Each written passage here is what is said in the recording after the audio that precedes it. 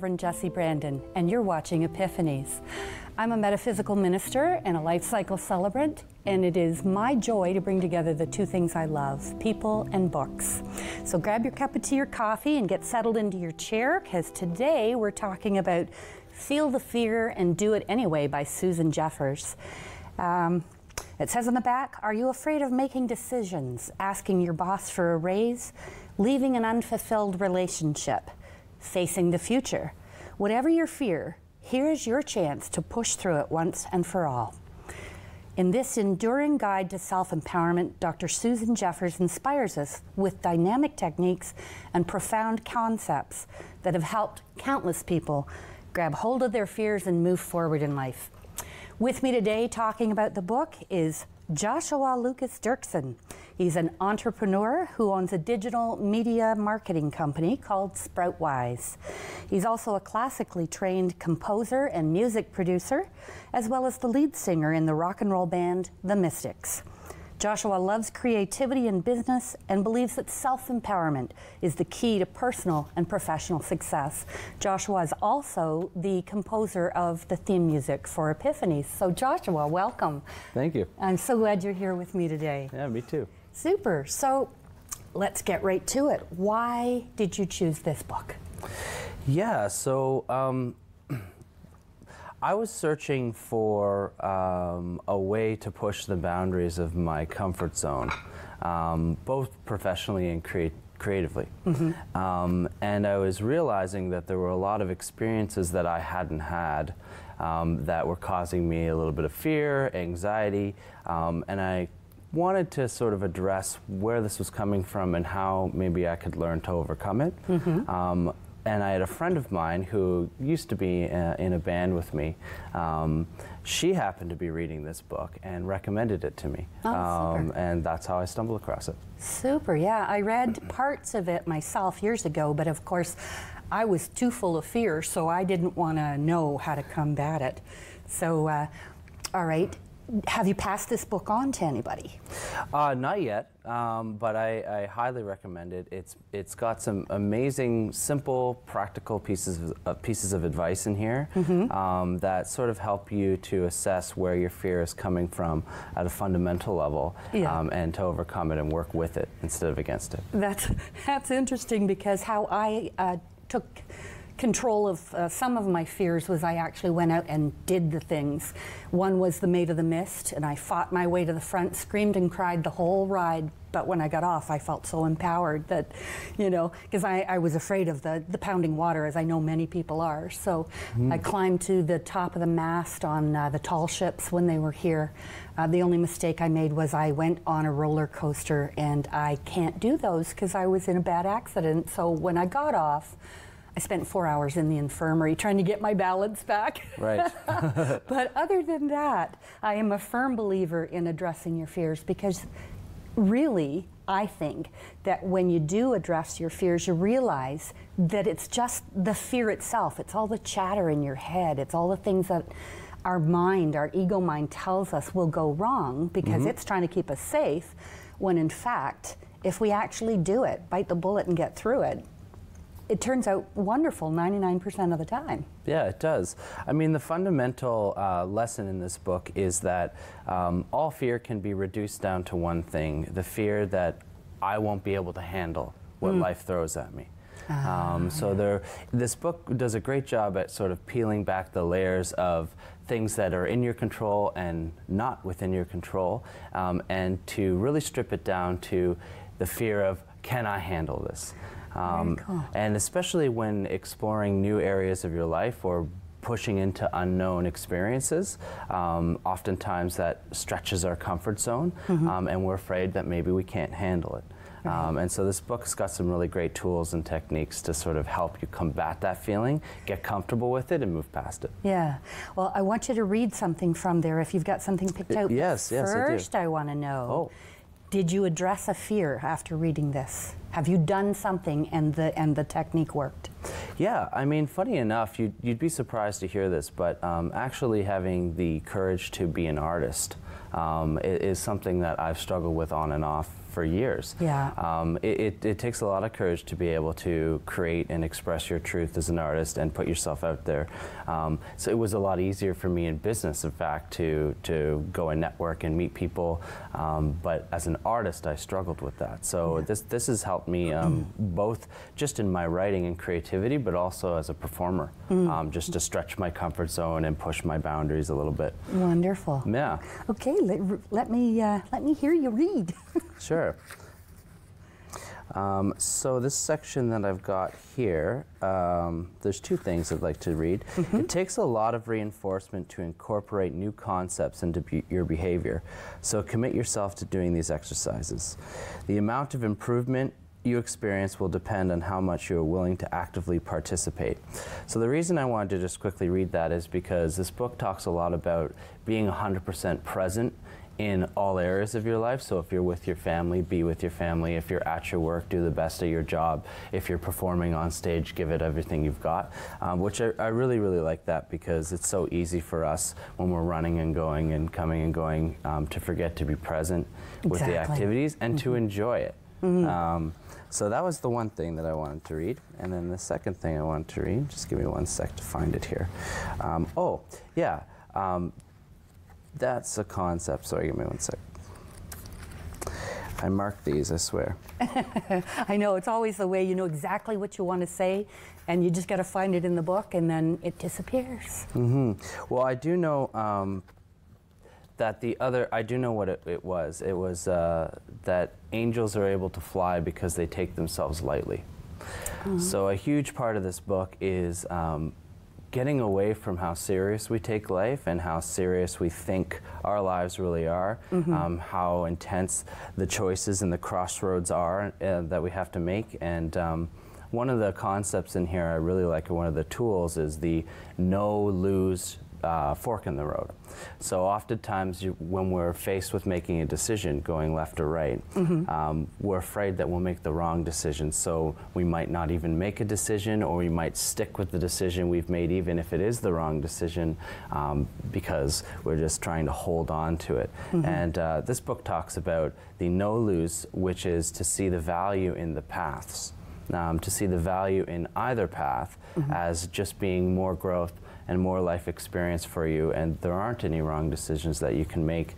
And in fact, if you embrace the decisions you make, it helps build self-esteem and confidence. Right, so regardless. There is no losing. There's no losing. There's something to be learned in everything. Yeah, that's why I always call challenges opportunities, because it may seem like it's going to be hard, but I'm going to learn something. I'm going to get something out of it somehow.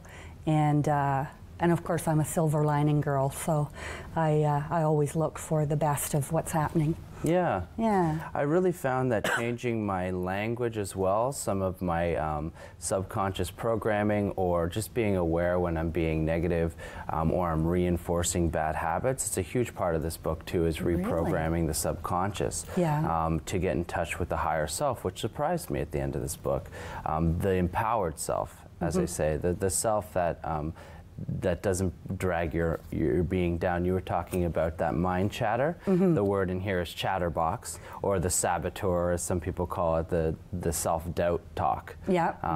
You can't do it, all that stuff. Just starting to create awareness in your life of when that's happening, and to shift out of it creates empowerment for you, and moves you past fear, moves you from pain into your personal power. Right. Yeah. I like that, because I use a lot of little tricks, like if my mind is chattering about what I can't do, I'll just say, thank you, brain, I'm going to listen to my heart for a while and do that. But I have to admit that I probably have not delved into the subconscious reasons for why I have certain fears about things. I literally feel the fear and do it anyway, because I refuse to be held back. So what can you tell me about what she says about the subconscious motivation for keeping you stuck? Stuck is comfortable. fundamentally, you know, we're comfortable with staying with what our experience has always been, even if it's incredibly negative. That's what we're used to, and oftentimes it's lack of imagination. We can't even imagine what our lives would be like if we didn't have, say, these bad habits or these toxic people in our lives, or you know, that job we hate. So oftentimes the reasons we stay stuck are just because it's familiar and it's normal. But she sort of says that, you know, whenever you get that response of feeling fear, it usually means that you're about to have growth. And that's something that's worth pursuing, because that's taking an active role in your life and creating the life you want. Absolutely. Yeah. That's very cool. Yeah. Excuse me. So if there was one thing in particular that you could pull out of that book as to what is assisting you now, what would it be? I concluded that we have a 99.9% success rate in our lives. We've made it this far. Life is great. Couple little bumps in the road, but we obsess over those tiny little mistakes or those little things that were struggles for us. Yeah. So if there's anything I could take away from this book, is that you're a success no matter what, and you're going to make it, and at the end of the day, you can handle what life throws at you. So when you when fear starts coming up, face it, do it anyways, because you can handle it. Yeah. Oh, that's terrific. I really like that. Yeah. Yeah, face the fear, do it anyway, because you know you can handle it. Yeah. Yeah, that's really great. So is there anything that you would want the listeners to know? First of all, where can they get the book? Yeah, I mean, the book is available. It's sold over 2 million copies. It's available everywhere. I'm sure you could get an audiobook version of it. You could get it at Indigo or Chapters on Amazon. Yeah, I love to go to Bell Book and Candle and wait for those secondhand copies to come in, so that I don't have to pay full price and I still get all the value. Yeah, that's true. Yeah. Yeah. Yeah, I was also going to say that sometimes when you want to change, the people around you might not like that, or they might not understand the reasons why you're deciding to take a different path than what they see for you. And so something I would say to people is it takes courage to face fear, and so go easy on yourself. A big part of this book is don't take it so seriously. Yeah. Go easy on yourself and give yourself time to change your habits and maybe make new friend groups that support you more in those changes and habits. That's very true. That's what I tell my clients all the time is this is not a race, and we can move slowly through the process or at the speed that is comfortable for us. Not too comfortable, but just enough so that you're not freaking yourself out constantly. Yeah. And give yourself a break, because it took us this long to get this seated in our beliefs and fears, so that giving ourselves the time to learn how to behave differently is perfectly okay. Yeah, yeah, it is. It really is. I mean, I've taken years to figure out simple things that I've seen other people have down pat. And one of the things she also says is that you can be an expert and empowered in certain areas of your life, and in other areas be still living in pain and in a state of victimhood. And that's okay, because we all have different areas that are our strengths and weaknesses. So give yourself, you know, go easy on yourself when you're trying to move out of those bad habits and empower all areas of your life to create a whole life that's beautiful and doesn't live in a state of fear. So what does, say, a bad habit look like to you? Bad habit could be anything from staying up too late to, you know, eating junk food, to gossiping as your go-to with friends instead of talking about other things that are more positive or uplifting in your life. I mean, there are a million things that I think we'd all like to change about ourselves, and yeah, I mean, that's what a bad habit looks like to me. Yeah. It's something negative that isn't allowing you to prosper and flourish. Right. When you said the first two, I thought, oh no, he knows my bad habits. I'm a night owl. I have a terrible time getting up in the morning. So anyway, I I get those bad habit things. I just wondered what they said to you. Yeah. I always remember that time I bumped into you in the coffee shop downtown, and it was just a chance meeting, and I think we sat and talked for over an hour. You have such a vast knowledge about so many things, and I just found it so fascinating. So I'm just going to sit back and let you talk. No, I saw the panic come up in your eyes. I was like, what? Well, one thing, you know, just to get to the heart of this book again, you have to pursue this stuff. You know, you're not going to have growth in your life if you're not looking for it, and if you're not pursuing it, and if you're not having the courage to take those steps. A lot of people are like averse to self-help. They don't like the idea of it. They don't want to face those things. But I think it's a source of great strength, and I think that you can learn a lot from trying to create more awareness within your life. Absolutely, I totally agree with that, because I know that I have reached certain plateaus in my own personal growth and business growth and everything, and I think this is good. This is comfy. I like this. I can do this. And then all of a sudden, a little while later, I find myself sitting very comfortably in that spot and not feeling as though I'm growing. I just said to someone yesterday, don't take me seriously, but I said, I may start doing my practice for free because I just want to keep doing it and keep expanding what I'm doing. And every time I do something, I learn something new, and then I follow that other path.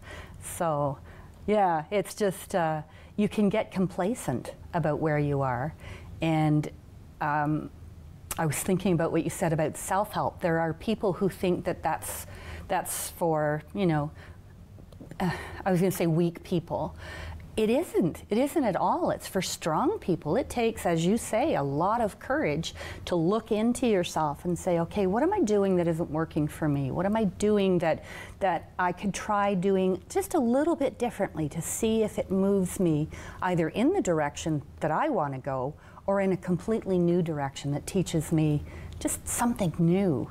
And from that point of view, I don't know why the self-help books aren't flying off the shelves to the point where there aren't any left, because it's so fascinating to me to look for those places within myself that, and within books. I mean, I've said it before, I probably have 200 or 300 books at home that I'll just go along one day and pick one up and pop it open and see what it has to say on that page. And if it's for me, it gets confirmed within a very few hours. Someone will phone, someone will say something, I'll read something else that confirms what it just told me, and then I think, okay, all right, so I'm headed in the right direction. Yeah, I find a lot of people think that they know everything, and that's okay. I mean, you know, but I think back to a story of a Tai Chi and Jiu-Jitsu master who asked to be buried in his white belt when he was 90 years old, and when he passed away, he asked to be buried in his white belt. And the idea behind that is that he's about to begin a new journey, and he'd like to do it as a beginner. And I just like bringing to life, there's always opportunities to learn, there's always opportunities to be open to change and growth and new information. I think that we can be our own worst enemies when we think we know better, and it usually creates judgment and all sorts of things.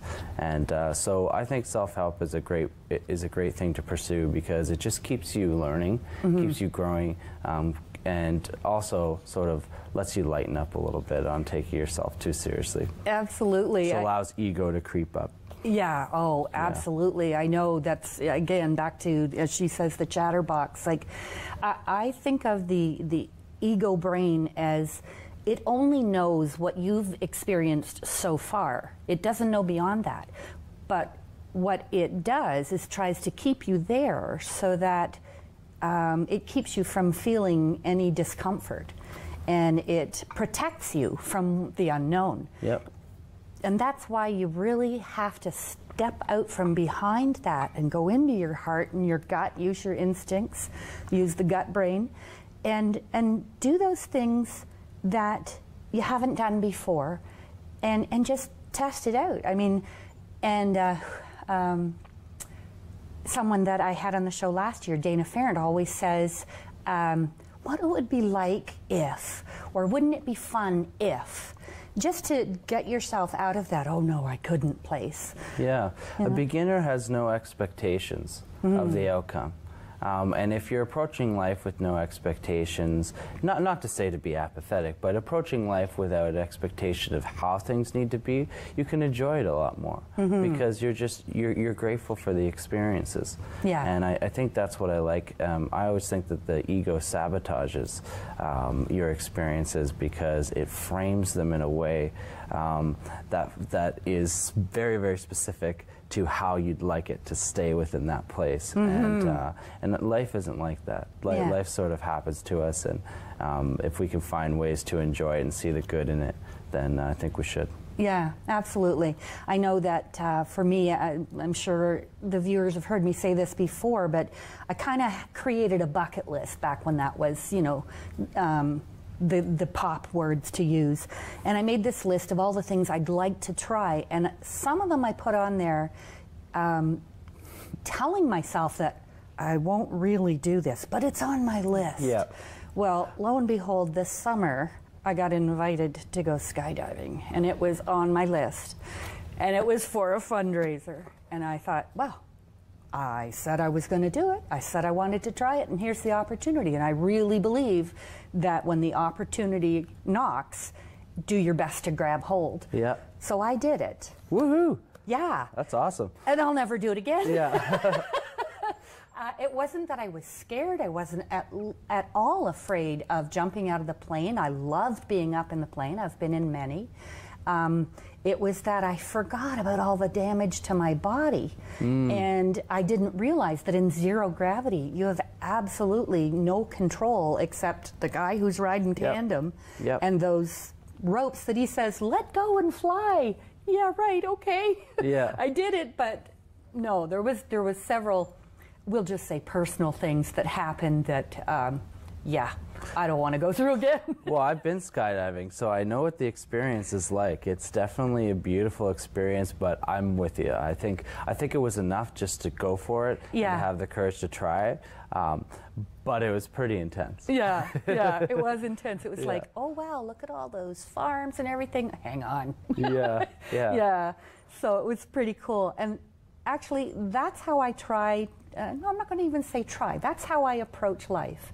If I think of something and I think there's a possibility that I could make it fly, then I just do it. Yep. And I really firmly believe that I may not know how to do it right now, but the very fact that it's in my perspective, in my area, my realm, I'll move forward with it. Yep. And I have something planned for the new year, and I don't know how I'm going to make it happen.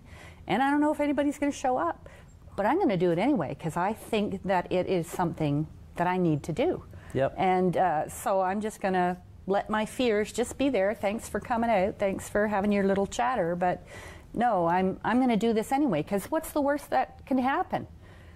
Nobody shows up, or I make a fool of myself and laugh, because I always do. I'm the one that, you know, if anything can go wrong that is funny, it'll happen to me. So I have a really healthy laugh tape at myself. And I just think, why not? Like you say, life is for living, life is for laughing, and life is for loving.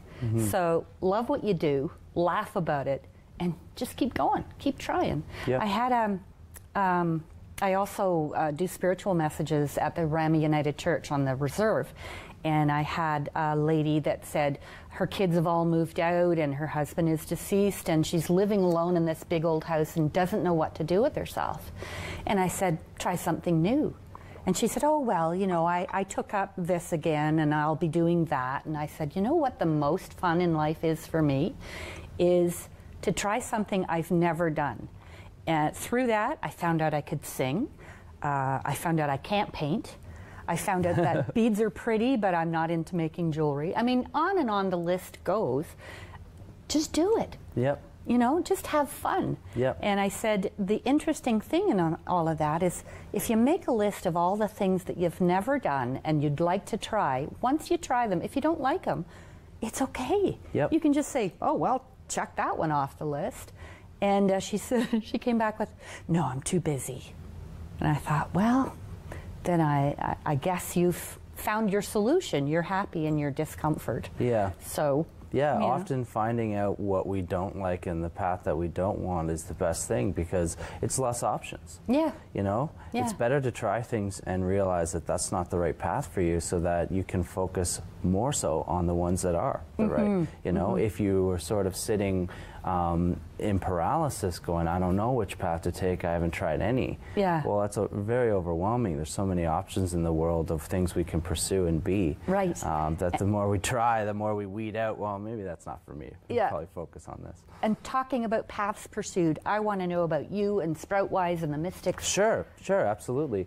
I mean, Sproutwise is a media company that I founded. I was working in corporate marketing, but I have a background in film and audio. So I decided, well, you know what? I know what businesses need. I really like brands. I really like startups, and entrepreneurs really inspire me. If we want to talk about surrounding ourselves with people that can help empower us, I find entrepreneurs are very self-empowered. They're very growth-oriented, and they're willing to adapt quickly and work hard. So I wanted to create a company called Sproutwise, specifically to work with businesses that were growing, to help them launch in bigger ways or create more brand reach. Sproutwise also works with artists to do the same thing. So if an artist is emerging and needs media services, or needs their website developed or their brand worked out, we do all that kind of stuff. Yeah, I really wanted to create a company that could help other people feel empowered in their business through creating media. Yeah, and the Mystics, how did they begin? Where do they play? I was working. I got a knock on my door from the piano player and lead guitarist who had auditioned a few singers.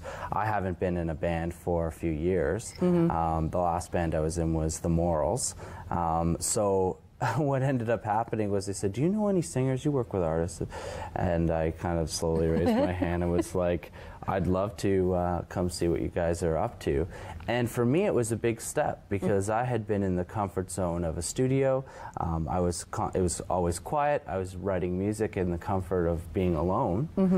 But to then, you know, step out there and get on stage and be their frontman was something that I saw as a great opportunity for me to grow into a new pair of shoes. Oh, that's wonderful. Well, Joshua, thank you so much for taking time out of your day. I'm so glad that you were able to make time. Thank you very much for having me. Oh, that's super. And so that's Joshua Doerksen of Sproutwise. And as I said, listen to the theme music, because he wrote that.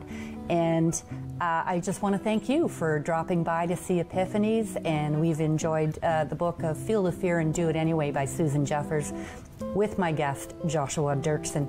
Thanks for dropping by Epiphanies, and have a great afternoon. Bye now.